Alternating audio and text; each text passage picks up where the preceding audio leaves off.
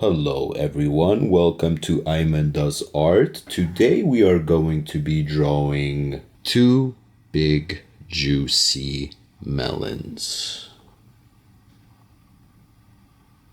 Yo, this game got great physics. Have you ever followed a long-running shonen series and noticed anything getting bigger? Like, yeah, sex sells, but it wasn't quite like this, like where the horniness just absolutely permeates everything. It's a common problem for us weebs, right? Like, it's like, oh yeah, no, dude, like it gets really good. Trust me, bro. Keep watching. It's like, what the fuck? This gradual MSG sugar and salt over everything in terms of the storytelling, in terms of the art. Now we've hit like terminal velocity with this shit. We keep complaining about the lack of respect, and then all we see is like these, fox ears. Because it works. Like, hey Oda, if you draw this same circle bigger, now you get a swimming pool. Oh. Now if you draw some big old milkers, now you get a private jet.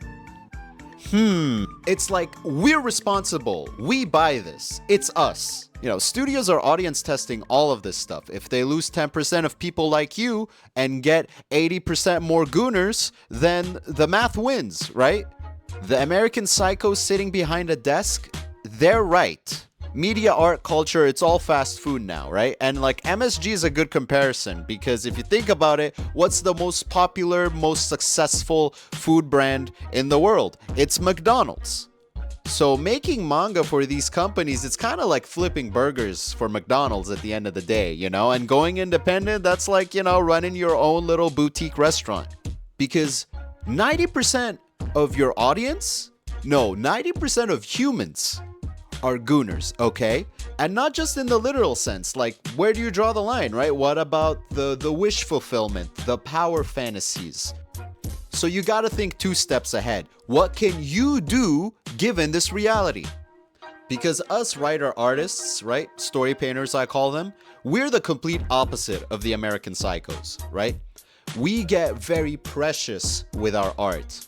We get inspired. We want to recreate that same level of skill and excellence, transfer that same feeling of hope and excitement that we genuinely felt. But professionalism is about letting go of that ego.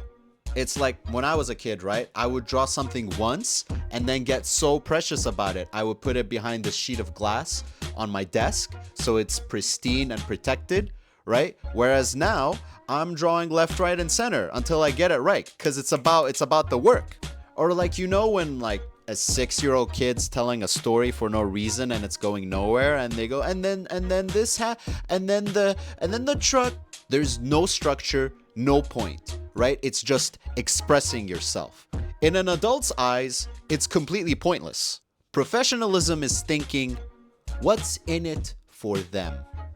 Manga isn't high art. We have this Western concept, right, of art as being this thing you put up there and then people just stare at it and contemplate its meaning or what you were trying to say, right? Manga isn't like that at all. Manga is very practical. It's like architecture or shoe design. You're trying to make a thing. It's about solving problems. If you look at interviews, when mangakas compliment each other, a lot of it is this problem-solving aspect. A lot of it is about fulfilling audience needs and expectations in a new novel way. Like from this interview with Kishimoto and Oda, and Kishimoto says like, oh, Chopper is such a well done mascot character, I'm very jealous. Or he says, oh, like I really struggle with creating cute heroine characters, right? Like this is how they talk. It's about accomplishing the objective. Some of my absolute favorites were total commercial slop, right? And I loved it. And sometimes creators hate their most popular successful franchises. So here's what we do. It's Scorsese's one for them, one for me trick. Make something for the market or make something for yourself. Just don't confuse the two, right?